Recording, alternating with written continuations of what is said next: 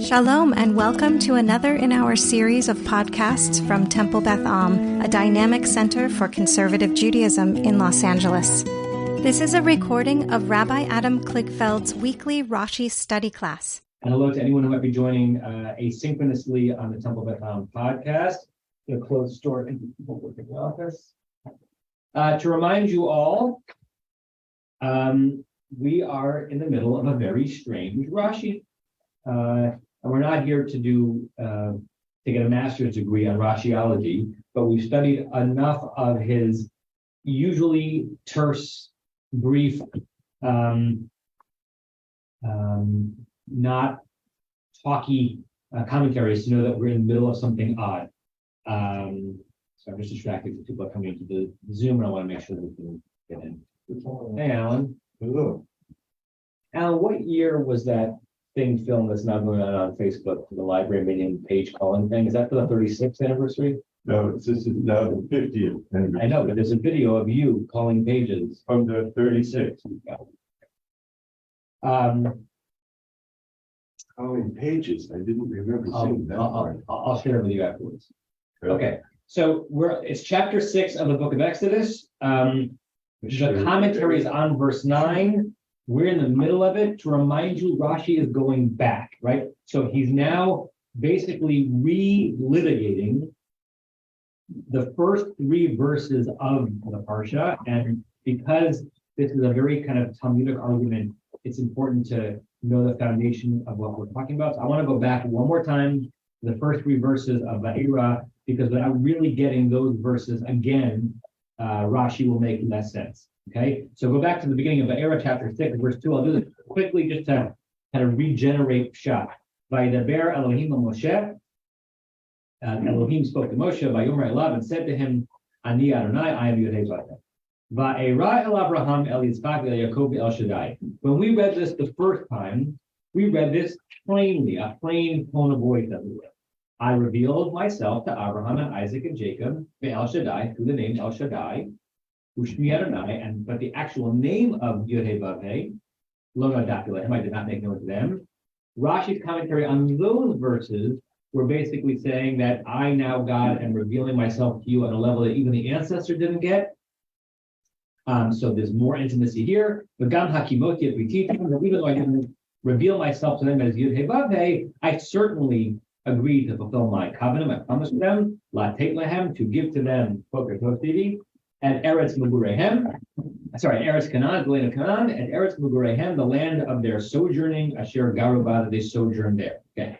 Again, in situ, Rashi focused on the fact that this moment is a heightened theological revelatory moment, and that even Abraham, Isaac, and Jacob did not get what Moshe and the Jewish people are about to get. Now, Rashi is rereading these verses after he's finished the scene, and my guess is just a guess. He's putting it here because very soon after this, we get into a genealogy and we're done with the whole narrative of this moment. And I'm going to kind of reread those verses with the tone of voice that I think Rashi is now reading these verses in, which might make the words that we're about to read make sense. Elohim said to Moshe, and spoke to Moshe and said to him, I am God. And Moshe, I revealed myself to Abraham, Isaac, and Jacob, and only as El Shaddai. I didn't even give them Yud-Heh Vav-Heh like I'm giving to you. The Gam Hakimoti B'Titam, and eventually I fulfill my promises to them, and to bring them to the land of Canaan, where they were only sojourners. And I'm adding in, rather than long-term residents. It's that tone that Rashi is now, I think, rereading into those verses in the commentary that we're in right now. Now turn ahead to verse 9. And I think we got to the place where Rashi imagines God basically saying, Oy, I miss Abraham, Isaac, and Jacob, right? Right? He invokes this rabbinic dictum, Chaval al da'avdin ve'la mishtachin. Woe for those who are lost and can no longer be found, meaning I miss simple human representatives who don't complain to me like Abraham, Isaac, and Jacob, as opposed to you, Moshe, who are bringing to me complaint after complaint, right? I think it's where we are, right? Yesh li lihit onein al mitat havot. Here I have I need to complain. I need to continue to mourn on the death of the ancestors.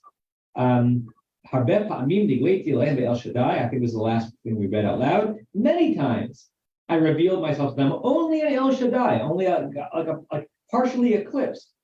They didn't say to me, "Hey, what's your name? Hey, I want to know more about you. Hey, give me more." But you, morning Bill, Amarta, you said, Ma Shemo, Ma Omar Elahem. You said to me, when the Israelites, asked me what is God's name, what should I say to them? Meaning you were hocking my china, rather than simply accepting things, as they, as simply as possible. Everyone agree that's the last thing we got to? We got to Abraham. We got to Abraham? Okay, thank you. So let me just keep reading to build up. The Rashi is in the middle of quoting or paraphrasing a midrash, and in that rabbinic midrash, it continues with the phrase "V'gam hakimoti," as if that sentence is also a reproof to Moses. That when God says, "I fulfilled my covenant with them to give to them the land of Canaan where they were sojourners," that it continues to be the reproof. In what way? Ukshebikesh Abraham likvorat Sarah. When Abraham requested bury Sarah, timely, this week's parsha, lo matzah karka, he didn't just find land. There was no hocus pocus. Oh, God revealed God's self to me. Then I need land. It'll just be presented to me like a genie. It wasn't that simple. Some versions of Rashi have the word kever. Ad shekana b'damim rubim, until Abraham paid full price for property, meaning Abraham did not expect that simply because God had said, "I'm with you," that everything is going to come to him, right? That all of his needs, financial, otherwise, would be fulfilled. Book of Sue. We'll go. You had a hard time finding us? And a hard time from parking. Not everyone checks their email at 6:58 this morning. Got a space? There's you. And So now we're up to Isaac. Okay. I have no idea who was reading last week, but You don't have to. Matt, do you want to pick up? Oh, okay. V'chein, b'yitzchak, yir'arvu olav al be'erot asher afar. V'chein Yaakov. Okay, so do it one at a time. And I'm gonna put some verses up on the screen. I don't know if you can see it from here, but it's better than that. Okay. And as for, and then Yitzchak, yir'arvu, I don't know what it is. Let our heir means to raise a complaint or to quarrel. Okay, yeah, so they quarreled with him about the wells that he dug. But then Yaakov. Okay, so start with that, right? So if we look back in Breshit chapter 26, it's on the screen if you can get yourself to see it. But this is after Avram's death. Starting in verse 20. Yitzchak benachal, that Yitzchak's servants were digging in a wadi. Usham be'er mayim chayim. They found a well of living water, but it was not so simple. Vayarivu, there was a fight. Ro'ei Gerar, of the shepherds of the place Gerar, where he was near. Im Ro'ei Yitzchak, they started to fight Yitzchak shepherds, Limor, saying, Lanu hamayim. Hey, you may have found the water, but it belongs to us. It was so nasty that they called that well like nastiness, or I forgot exactly the best way to translate it. He asked because they were nasty with it, right? So in what way does the Rashi quoting the Midrash quoting this verse prove, using the word prove in quotation marks, that Isaac was easier than Moses as a servant of God? Barry? Was expected to be a slam dunk. Right. Isaac had to work for it. He dug, he found water. He's thinking, I found water. God has revealed God's self to me. I'm good. I'm fine. But there was a problem. There was such a problem. They had to actually move on to another well. And at least in this scene, Isaac doesn't say, hey, where's my water that you promised me? Okay. Keep going. V'chein Yaakov, vayiken et chalkat hasadeh, and he bought a piece of land, limtot halo, to pitch his tent, below in Haru achar midotai, and to laharher in later Hebrew means to think, right? To have a thought, like there's this idea that in the Shabbat Zemer,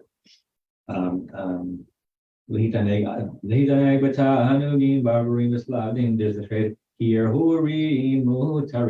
you're allowed to think about things you can't do on Shabbat. That's permissible. You just can't do them, right? Leharher is sometimes used in rabbinic Hebrew to be an alliterative synonym, even though it's a different root to le'arer, to complain. So hey resh is different than ayin resh, but he just used ir aru, and now he's using here haru, right? So he's being kind of lyrical in his own use of language. And look at the verse that he refers to. Look up on the screen. This is chapter 33 of Rashi. I'll start with verse 18. Vayavo Yaakov Shalem. Yaakov arrived to Shem Shalem, full, complete. He had a lot of stuff. Asher Eretz Canaan, land of Canaan. Vavovi Padan Aram, when he came back from Padan Aram, right after the chapters where he is with Lavan and has his children. Vayichan et Pnei Ha'ir. He made a machaneh, he camped right next to the city. Vayikain et Chalkat HaTzadeh. Asher Natasham Ohalo. And the place where he pitched his tent, guess what? He had to pay for it. He bought it. He said, I want to live here. Here's some shekels. B'me'ak sita. We even know how much he paid. Just like Abraham paid Over Lasocher, the going rate for Marana Machpelah. Boker Tov, Marshall. Good Lord. So Yaakov had to, on his return to the land of Israel, on his return to the place that God had said to him, this is where you're going to have a future, he still had to take out his credit card and pay for it.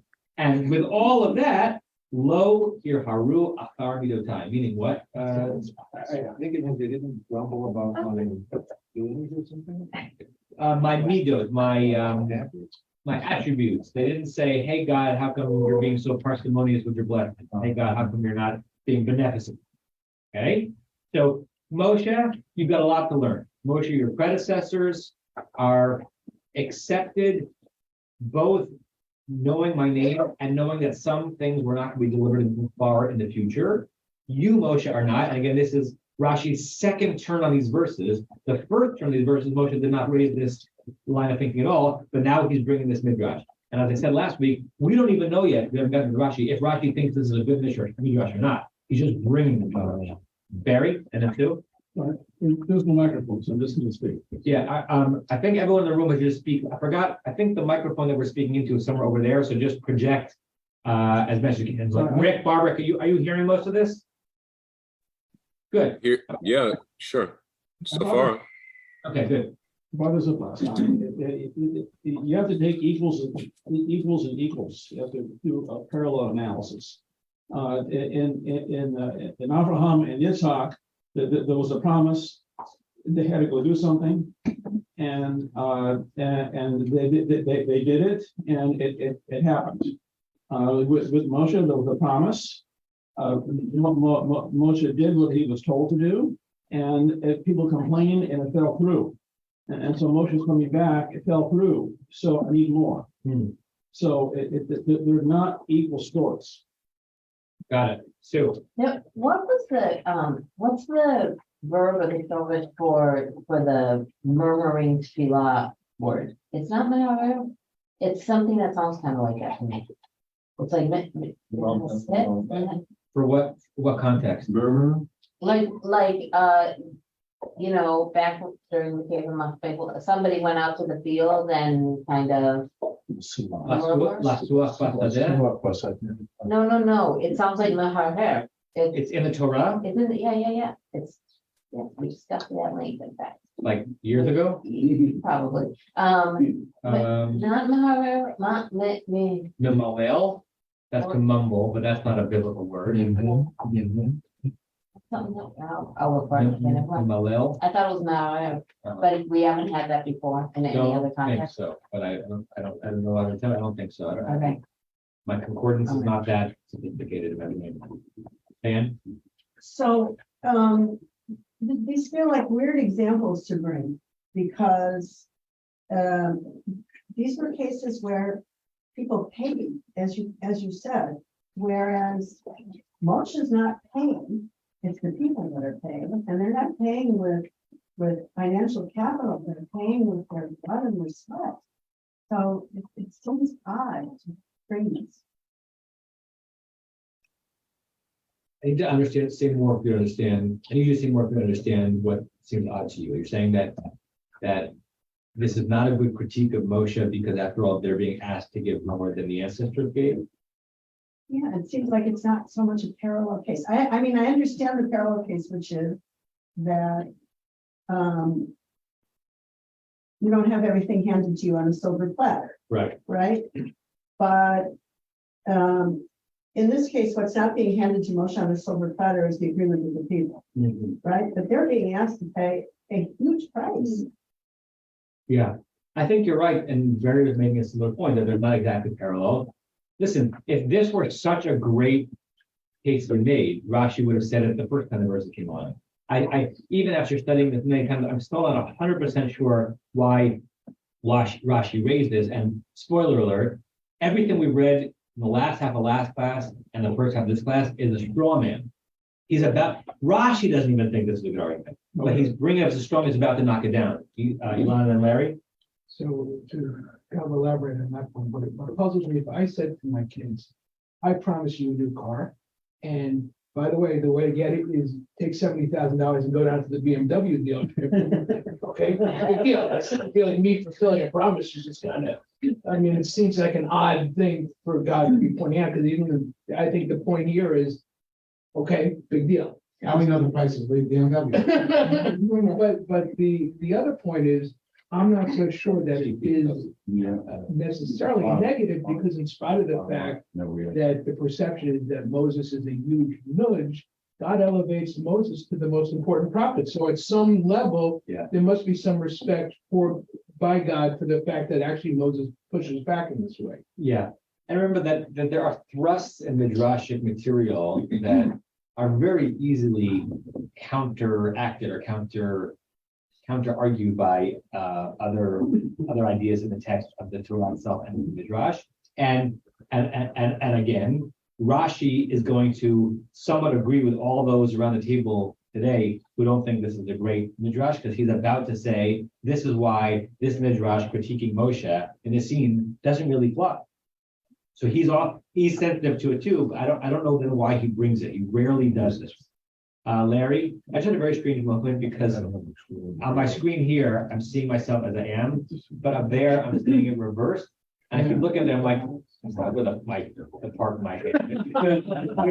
It's very disconcerting to see oneself in mirrors simultaneously. Go ahead. I can change that? No, but then I'll be both not what I actually look like. Right. Just want to clarify that I'm sure this is true. Two things. One is we're going back to verse 22 in the previous chapter where Moses complains. That's the origin of this entire response. Correct. Right? Well, and so the first 9 verses of chapter, I guess it's from 2 to 9 of chapter 6 are God's responding to Moses. Right? That's what we're doing. Right. And so this Midrash is saying that God's response to Moses is an annoyed response to Moshe's complaining. And I didn't realize this was a midrash. This is a midrash, and I don't know what the reference to midrash is. Guess I'll look it up to get back. Where the Midrash is? It starts with it. You got it? You got it there? Yeah. I'll say that the Midrash is, as it's presented in the second Sanhedrin, it sort of opens a little bit with a critique of Moshe, but it doesn't really end that way. It really ends more of a like, now you're in the grown-ups club, which means that for the rest of your life, there's going to be service you have to deal with. And even that Midrash, which appears in Sanhedrin and may appear elsewhere, because most Midrash didn't even have the full presentations, the way Rashi brings it is not usually when Rashi brings a Midrash, doesn't even tell you he's bringing a Midrash, he just starts telling you. Sometimes he says, the Hine Midrasho. Here he says, I learned from some guy this idea. Right? Remember the first thing that Rashi says in this area is Karov linyan zeh shamati beparshazo mi Rabbi Baruch Rabbi Eliezer. I was talking to some guy, and he said, there's another way of reading these verses, and he exposed me to this midrash. Right? So Rashi is like involving us in the process, probably a process that took place on every verse of the Torah, right? He's clearly in dialogue with earlier texts and other early people. We're just getting like the unedited, transcript. So wait a minute. So he has a random on the corner street conversation with somebody, a stranger, and we're spending 2-3 weeks on this random discussion. Okay, it's like V'imse'ehu ish, like the man that Yosef found. We don't know he's random. I don't know the name Rabbi Baruch or Rabbi Eliezer from any other context, but maybe he was Rashi's teacher. I don't know. Maybe he didn't. Maybe his book wasn't as popular, but he knew more than Rashi did. But Larry, you're halfway with your comment. Right, Or so. a third of the way. I don't know how long your comment is. Maybe you say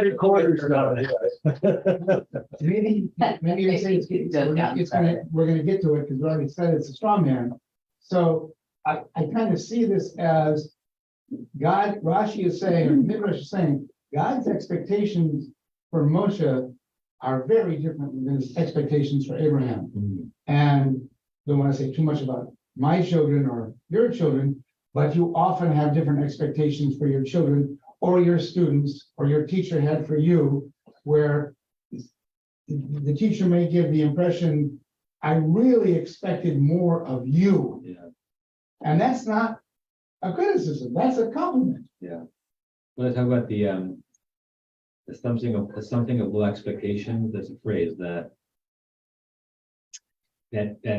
it's used sometimes geopolitically when we the insult of low expectation, that you think that when you're expecting something less of someone or a collective group, that it's a gift to them, but it can actually be an insult to say that you don't believe that they're capable of more. Right? So yeah, and because we're studying Rashi's bringing of the Midrash, not the Midrash, we don't yet know what Rashi wants to do with having brought this up, but we're about to get there. So Matt, if you want to pick up with Ata Amarta.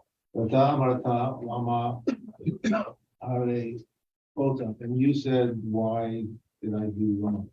La'am Hazeh. I don't know. Oh, okay. And you, Moshe, said, when the very verse that Larry just pointed us to it, and the Parshat Shemot, you, instead of saying, oh, thank you, God, and I'm sure all will work out, you said, why are you making this harder for us?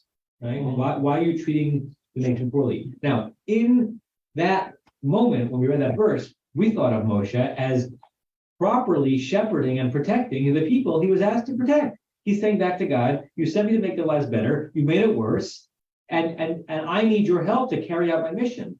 This Midrash is reading Moshe as whiny there, and very non-Abrahamic or Isaacish or Jacobian. Okay, now we finally get to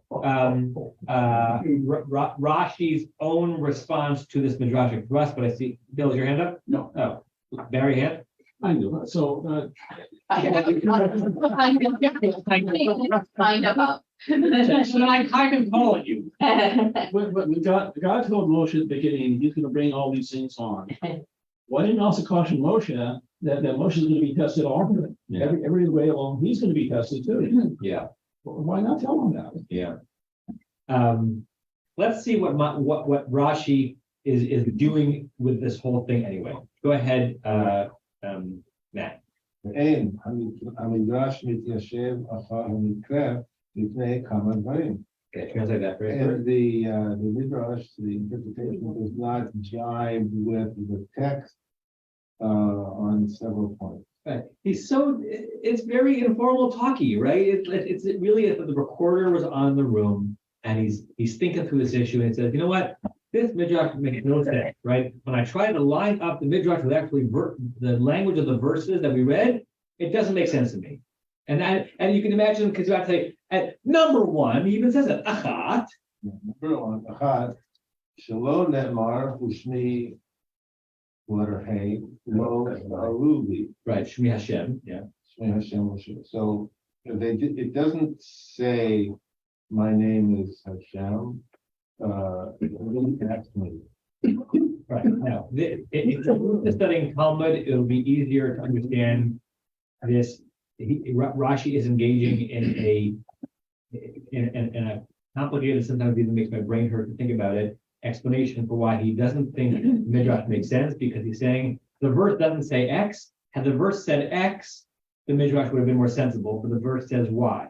So let's talk through each point. You, meaning Rashi saying to the Midrash, you are saying that Moshe was complaining, and God's response to Moshe was, hey, they never begged me for my name. But the verse doesn't say that Moshe said, that God said, the name of Adonai, they did not ask me. Had God's response to Moshe been, they never asked me to hear my name, then the Midrash would make sense as if Moshe is being critiqued.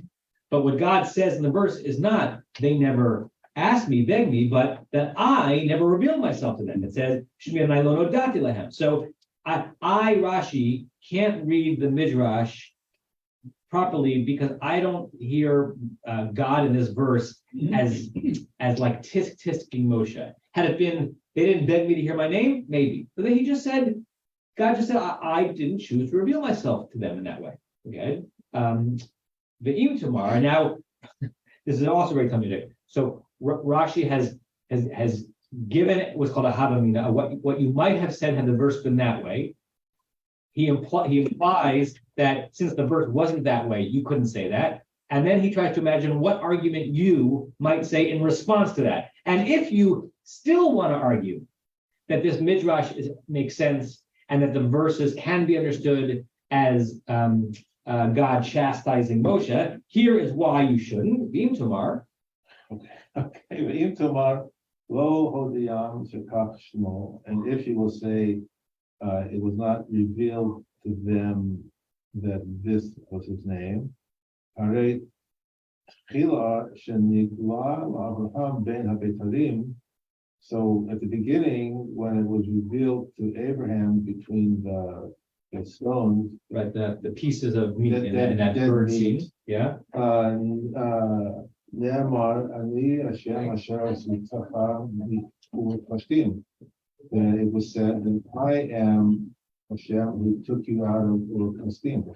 And if you want to say, Rashi says, that the difference between lo sha'aluli and lo nodati is not so much, and that there was a specific reason that God did not make God's name revealed. This gets very convoluted, but basically Rashi says it's not even that God didn't make God's name known to them, because when God revealed God's self to Abraham and the initial covenant, God said, Ani Adonai, I am Yud Hevaveh, Asher Tzeitim Ur Kasdim. It's not that God obscured his name from them, but they just didn't know them that intimately. Put that aside. We can linger there, but I actually want to move through this. Basically, this is point 2 for why Rashi says, I am not comfortable reading God chastising Moshe in this way. And he adds another reason why this midrash makes no sense in context. Ve'od, heach. השמיכה נמשכת בדברים שהוא סומך אותם. How could it be? It's like yeah. And also, how could it be that the connection continues in the words that he connects here? Yeah. So the question is, what does Rashi mean by that? Look at hold on, there's one spot.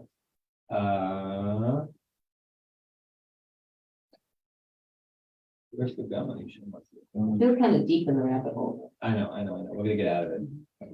You sure? I'm curious as to why. It will be forever. Referencing he's in the middle of the Rashi.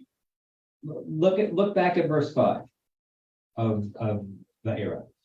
All of this is Rashi saying there's midrashic thrust on how to reread verses 2, 3, 4, and to read verses 2, 3, 4 as God's response to Moses as being a chastisement.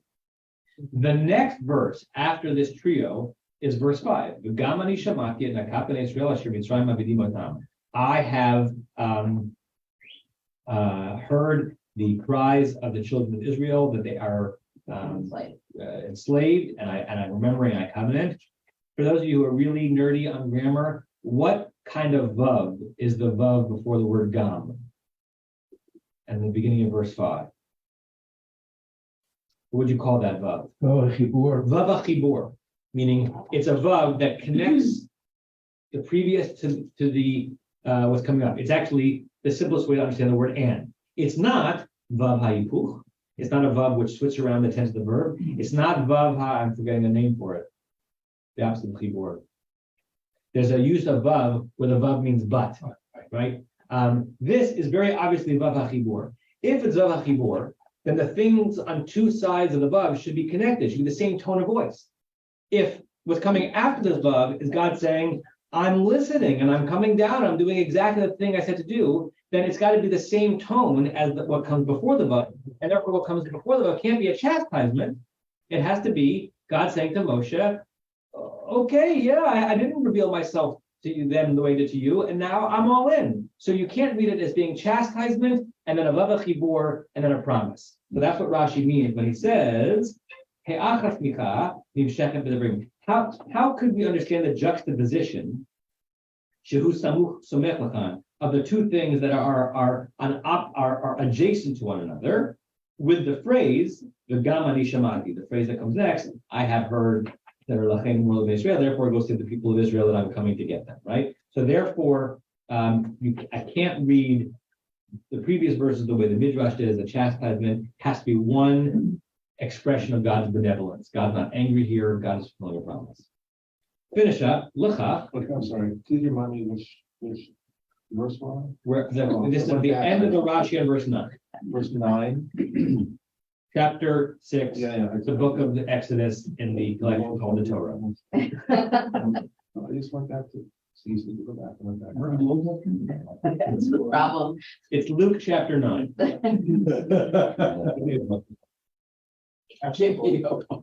Almost pages. Okay, if you have a gomer and so on, Lachen Amar with Israel.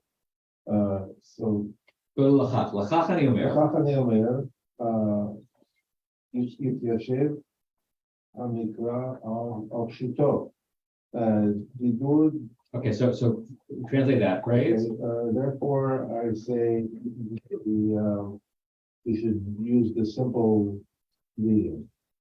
Let's sit the reading on its simplicity. Yeah, so the first thing he said is, Establish the reading on its simplicity. having gone through this midrash, I say the first way I read the verses, dear reader, when you were actually reading my commentary on those verses, I stand by them, right? I disregard the midrash. I just shared with you for the most part. The verse makes sense and it's simple meaning. And then he has this interesting phrase, davar. Dibur, I have dibur.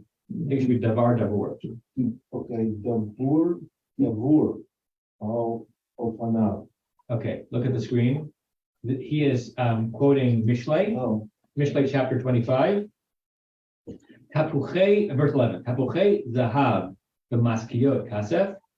Just like golden apples that are presented, in some kind of a show. Davur al ofnav. A thing that is said according to itself. This is Mishlei way of saying, when you speak simply, it's as gleaming as a golden apple, right? Something that I should pay more attention to, right? Like don't use a $10 word when you use a 5-cent word, right? So Mishlei is basically saying sometimes the simplest way that something can be expressed is the most beautiful. It doesn't have to be elaborate. So Rashi quotes Mishlei and says, this verse is fine as it is. Don't go try reading into it an elevated chastisement from God to Moshe. Can I Okay. ask you just a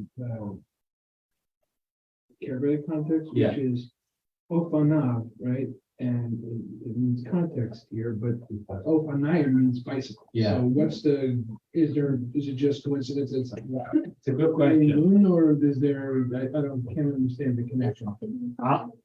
Aleph Pei Nun means both like style or way or context and wheel. Sometimes there are 3-letter roots of biblical Hebrew that are the same 3 letters and are literally different words, different etymologies, and sometimes might be connected in ways that are not obvious. I could pull up BDB quickly and see. Leonard may also have an answer to that. What's that? He was writing when he, Let's see. when he said davar davur.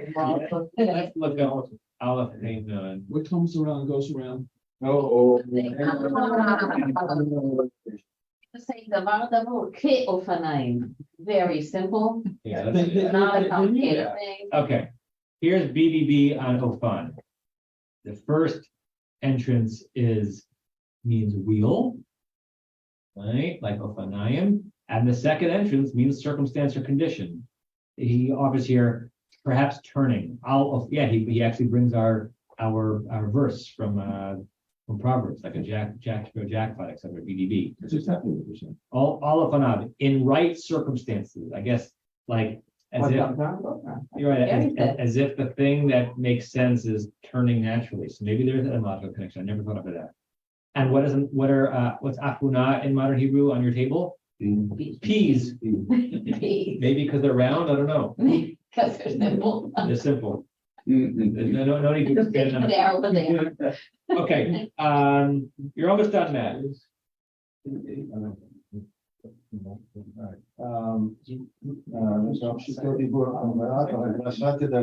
What does that mean? The explanation, the explain.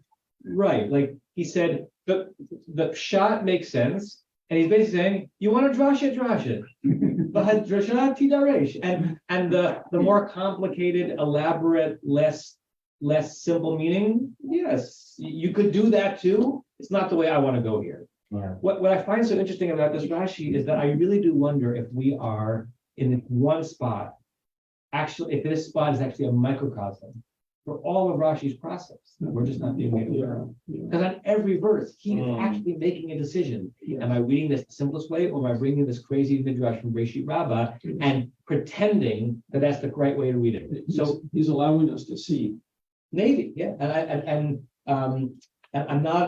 I'm not aware of a circumstance like exactly like this in Rashi's commentary elsewhere. Maybe it appears particularly in Nach, but this is it's like a wonderful window or something that I don't understand. Diane?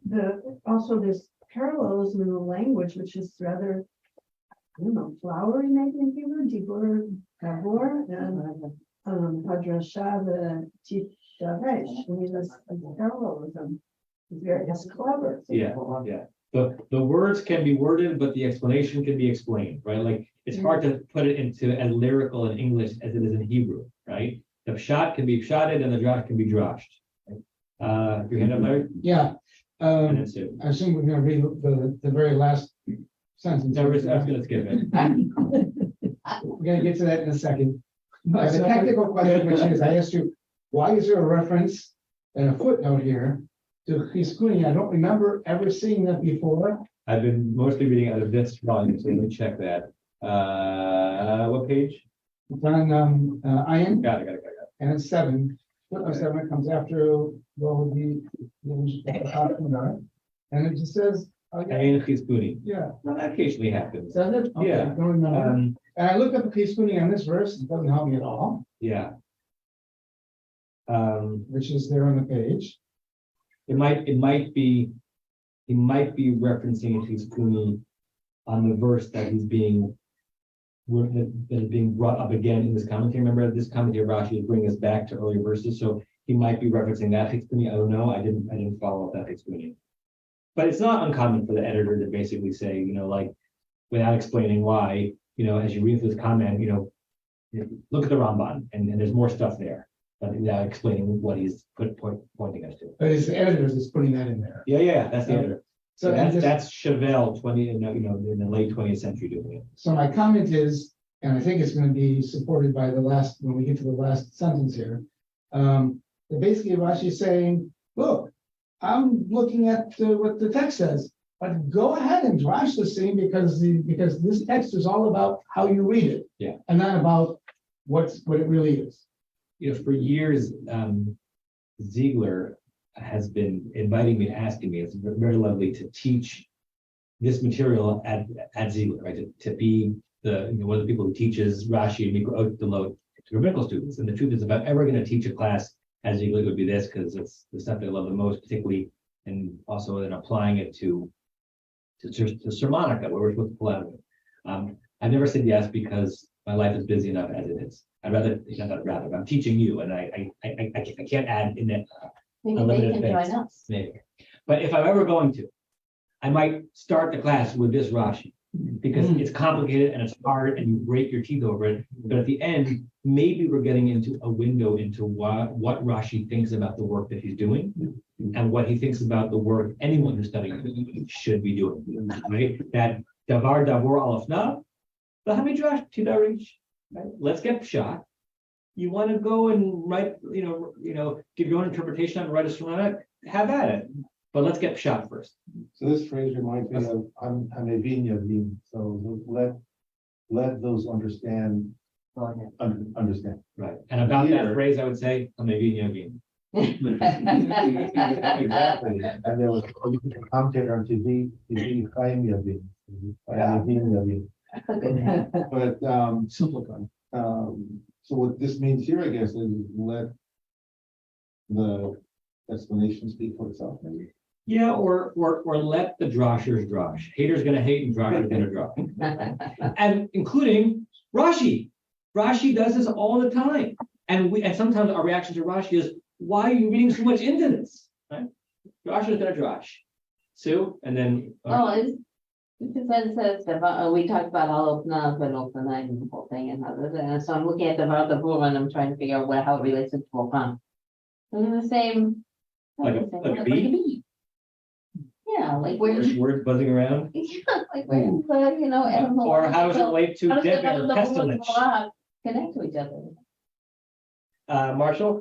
Barry will come up with it. Yeah, I'm just wondering about the phrase Yosef Mikra Al Pashuto, which are translated as simple, but I always understood the word Peshat here, meaning the literal text or the contextual thing. Yeah. And then I looked Dibur Davur Al Ofnav.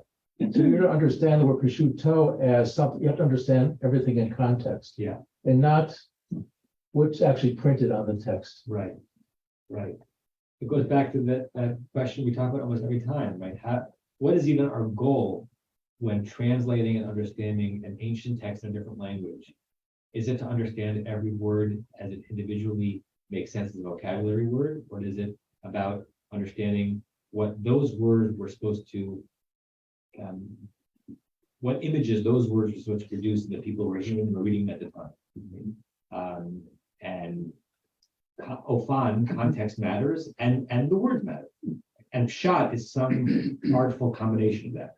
And I think I've told you, one of my teachers, Professor Robbie Harris at JTS, said a wonderfully silly and important phrase, which is there's no such thing as Pshat.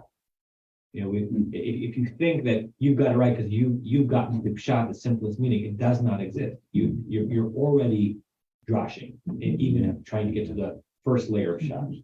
Let's finish this off, Matt. Shenemar, okay, so the drop is there, so whatever Shenemar, as it is said, quote, Hello, Ko Barai Kadesh Num Hashem. So are not my words like fire, said God. Ukipatish Yifotzatz Selah, and as a rock may be smashed by a hammer. Good. Look up at the screen. This is the verse from Jeremiah. Beautiful translation. Right, so this is the prophet trying to explain, what the impact of God's words are, and these two images. So there's my davar is like a fire.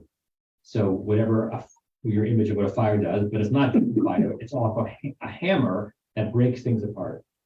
What is your guess? Not just you, Matt, anyone. Your guess of what this verse is doing for Rashi's argument?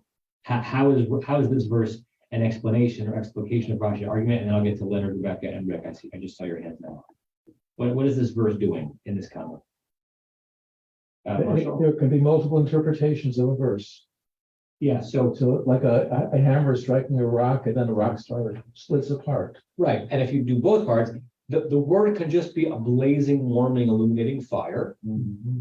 That like one kind of comprehensive thing. It can also shatter itself and other things into innumerable subparts. That's every word of Torah, Rashi says, including these. Mm-hmm. Barry, and then Rick, and then Leonard, Rebecca. The power of the simplest statement is awesome. including that one. I forgot who I said first. Rick. You said Leonard first. He was up before me. Leonard. Hi. So this pertains to what you were talking about 10 minutes ago.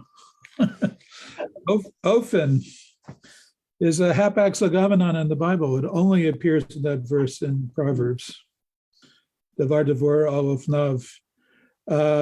And it says it's of uncertain etymology, which is kind of interesting. And then it has a very long explanation of various scholars comparing it to various things in Arabic. But the bottom line is that it renders that phrase as a word fitly spoken.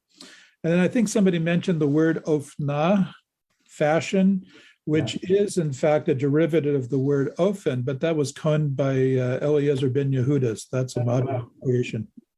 There's also in davening, Hafanim B'chayot HaKodesh. So an ofan also came to reference, and maybe this is where you're going, Rick, an angel, right? Maybe, kind of an encircling angel with like a rotating wings. I'm not sure, but in morning davening, that we refer to the Ofanim, one of the angels, and Chayot HaKodesh, these sacred living beings who are all praising God as we're supposed to be doing. Isn't that? Well, ofan in the dictionary is translated as a wheel, and it's also of uncertain origin. Isn't that Ezekiel? Not like the image? Yeah, but Leonard is saying that the word itself doesn't appear there. But I also thought that Ofan appeared in Ezekiel's prophecy, but maybe not. Maybe the rabbis turn it into Ofan. I have to look more closely. Rick? Well, the Ofan as a wheel has a vav in it, where the one over here does not. A vav, that we said? Yeah, the word wheel is aleph, vav, pei, nun, sophie, whereas in our verse over here, or the one in Proverbs, it's aleph, pei, nun, sophie, no vav. Rick, waiting patiently, let's do. Just like Leonard went to something 10 minutes ago, I want to go to something 5 minutes ago. When you had Proverbs up there, if you could please put that back up. Yeah. You have double trope, which I'm not even sure how to do. I'm not a cantor. I'm not a chazan. Well, there are 200 downstairs. Yeah. So maybe you could grab one. But I noticed in verse 11 there, davar, you have two trope. Right below it, you have chacham, which is nice. The wise person, also two trope. And then above it, v'di bat cha, two trope. And in each case, it's the azla geresh. And then the rivia. So you could say, well, there's two ways to sing it, just like there's two ways to drosh things. And you're wise to be able to do that, is my drosh on those trope. Rick, do you know what I know about Trop in the book of Proverbs?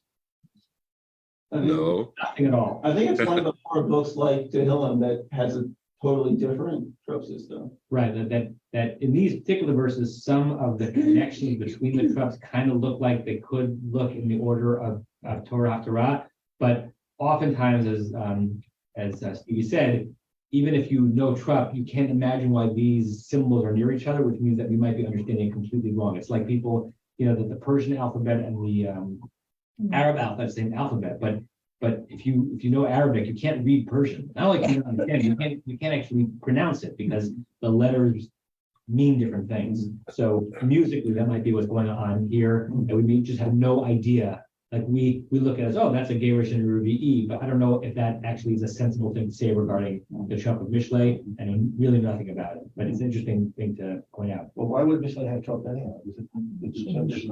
Why is it? Is it you chant it up? Do we chant it? We don't chant it. No. Maybe they chanted it. Makes sense why Tehillim would have Trop, because that was chanted. Every verse in the Bible has Trop on it, right? But we don't know why originally. Sue. Yeah, I got kind of stuck on the Mahaya, the Hebrew. Yeah. I think, because I remember it. And, Safaria luckily puts us all in as like super scholars. So I looked it up and yeah, Rashi brought Maharher up twice in Breshit. And once had to do with, Once is in Breshit. I don't know, Breshit. Okay. Okay.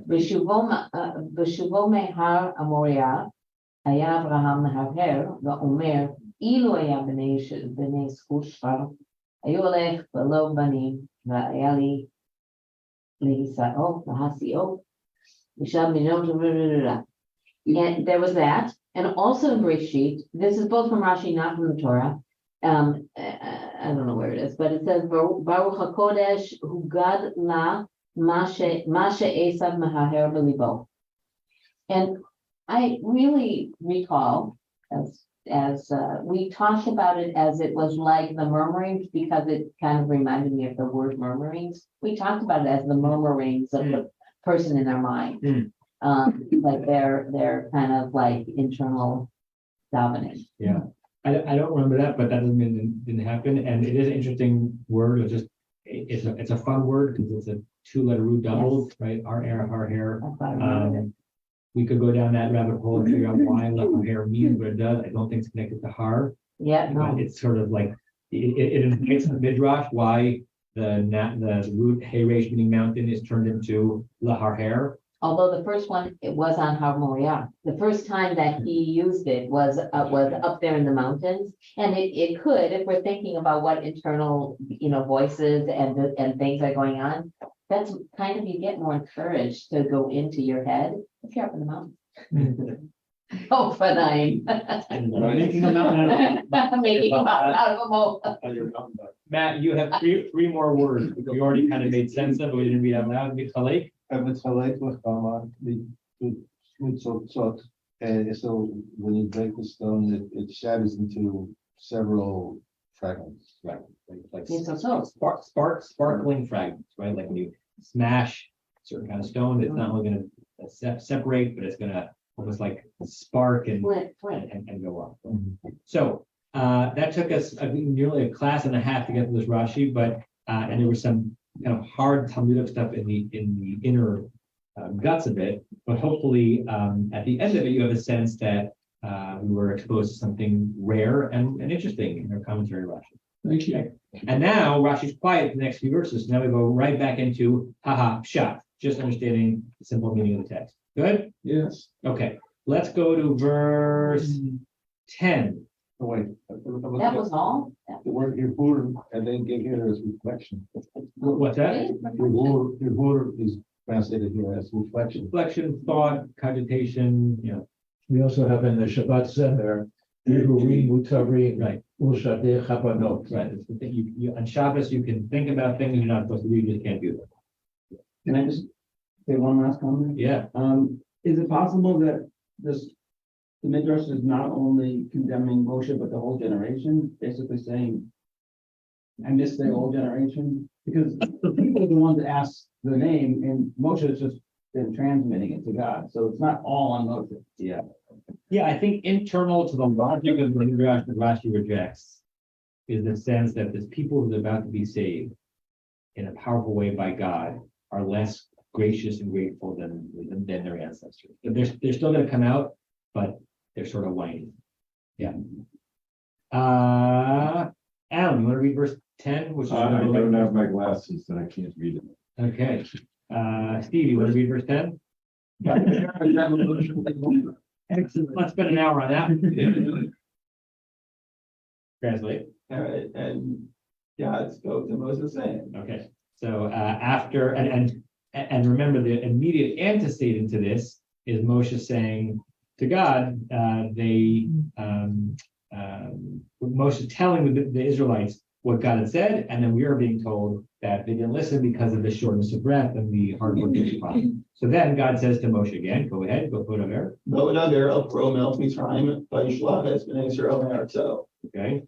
So go or come, speak to Pharaoh, the king of Egypt, and send out the children of Israel from his land. Who is the subject of Bishalach? Girl. Right? So it's almost like a prediction. Is it really an imperative form? It's not a future tense. Let him do. You can't third, you can't do an imperative in the third person. I think it's an implied imperative, but it's a go speak to Pharaoh, the king of Egypt, and he will. Like it's a future tense verb that is you're supposed to understand it. It's going to happen. He'll do this, and as a result of that, he will send the Israelites from his land, or maybe you could add in a so that. Oh, it's interesting how It's definitely not about people. it's not. No, but it's Vav with, it doesn't have a shva under it. It's V. I know. Yeah. So what does that mean? I have that he sent. So I'll tell you. I got that. I'll tell you how Edward Fox translates it. Moshe, chapter 6, verse 11. Yeah. I No. think it's equal. Why am I off the verse here? God, Yahweh, YHWH spoke to Moses saying, go in, go, speak to Pharaoh, king of Egypt, that he may send free the children of Israel from his land, that he may. So That's what I know. yeah, it's hard to exactly render perfectly. How does Aryeh Kaplan translate it? Go speak to, well, this is, go speak to Pharaoh, king of Egypt, and he will let the Israelites leave his land. So it's not, it's completely different there. That's an interpretation. And right, and he says the first time this expression is used, then God spoke. Is that true? Okay, must be true. It is the expression used to introduce most of the commandments. So he's talking about the bear. And alter First time that the bears. Bear Shemot Moshe, I think. The first time. Oh, Moshe, right.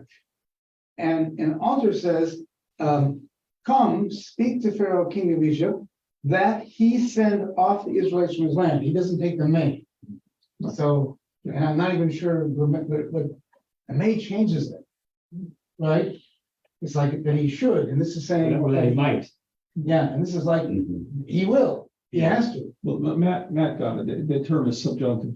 I think so. That doesn't really explain anything. It's just telling us it's. Joel, can you get a Especially Chumash behind when this? I'm Yeah, not they can't translate it. So why isn't? So, I mean, this will be No, it will says, go and tell the king of Egypt to let the Israelites depart from the land. To let, meaning speak to him, and the content of what you were saying to him is that he should do this. Right, I mean, which makes sense, there's no lamor, right? It's like, that you should say verbatim something, it's just, you should say the content of what you should say is to send out. Again, the simplest verses are not simple at all, right? In this volume of Rashi, I'm going to read out of, he gives the Rashi, and he gives a commentary on Rashi. He also has a little section called Mikra Malay, which is his attempt to do an elucidation of the words, not a commentary on them. Excuse me. And he has the phrase, Bo daber al Paro melech Mitzrayim, go speak to the Pharaoh, king of Egypt, Vishalach, and he adds the phrase, Va'amurlo sheyishachrer, and tell him that he should set free. So the Vishalach is the content, is not a prediction, but a content of what God wants Moshe to tell Pharaoh. Well, maybe that's a great issue. Yeah. It says to let. To let. Why Michelle? Shall. Yeah. They're all kind of shades of one another. Oh, I see hands up. Sorry, Rick. Oh, Leonard, Rebecca, and Rick. Is that still or again? No, this is new for me. Okay. Hi. So I'm noticing that this verse 10 on and every place after that, it's Vaidaber Adonai. There's no more Elohim there. And we started with verse 2, Vaidaber Elohim, when God was still talking about El Shaddai and Adonai.